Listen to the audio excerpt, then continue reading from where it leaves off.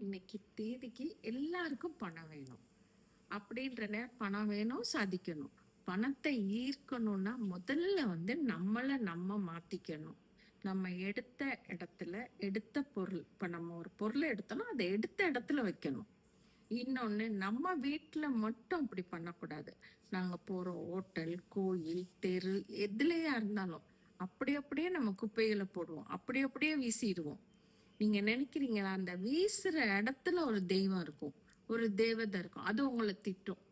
அப்ப என்ன ஆகும்? உங்களால பணத்தை ஈர்க்க முடியாது. பணம் ஈர்க்குது. பணம் அதிகமா இருக்கவங்க எல்லாரையும் நீங்க ரொம்ப கவனிச்சு பாருங்க. வாழ்க்கையில சாதிச்சவங்க, பணம் அதிகமான பணத்த அவங்களுக்கிட்ட எப்படி இவ்வளவு பணம் சேர்ந்திருக்குன்னு நீங்க சில பேர பார்த்து மலைச்சு நிப்பீங்க. எப்ப பார்த்தாலும் சந்தோஷமா இருப்பாங்க. அவங்க எல்லாம் பயங்கர ரொம்ப டிசிப்ளினா இருப்பாங்க.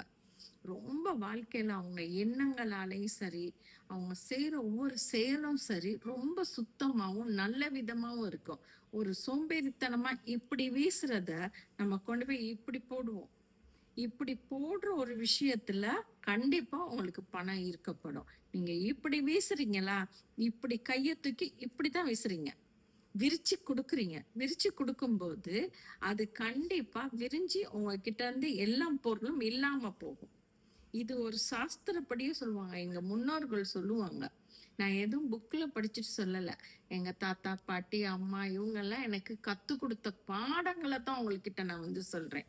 கைய விரிச்சு நீ இப்படி வீசும்போது, உன்கிட்ட இருக்க அனைத்து பொருள்களும் வீசப்படும். அப்ப அதையே நீ இப்படி எடுத்து இப்படி போடும்போது, உனக்கிட்ட அந்த சேமிப்பு இருக்கும். ஏன்னா, நீ சுத்தமா போடுற, மெல்ல போடுற. அந்த இடத்துல எந்த தேவதையா இருக்கலாம். ஒரு அழுக்கு தேவதை கூட இருக்கலாம். கண்ணுக்கு தெரியாம. அதுவும் உன்ன சாபம் கொடுக்காது. உன்ன வாழ்த்தும். இந்த மாரி நாட்டுல போற மண்ணு, செடி, கொடி எல்லா இடத்துலயும் எச்ச துப்புறீங்க.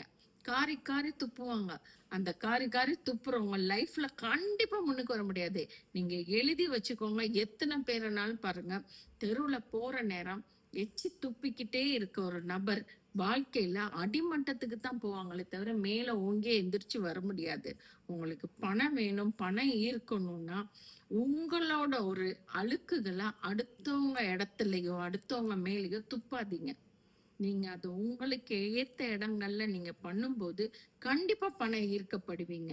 அந்த இயற்கையை ரசிங்க. இந்த மண்ணு அப்படின்னு பார்க்கும்போது அப்படி காரி துப்பிட்டு போகாம அதை ரசிங்க. ரசிக்கும் போது அதுல உள்ள தேவதைகள், அதுல இருக்க தெய்வத்தன்மை அனைத்தும் உங்களுக்கு பணம் ஈர்க்கப்படுவீங்க. நீங்க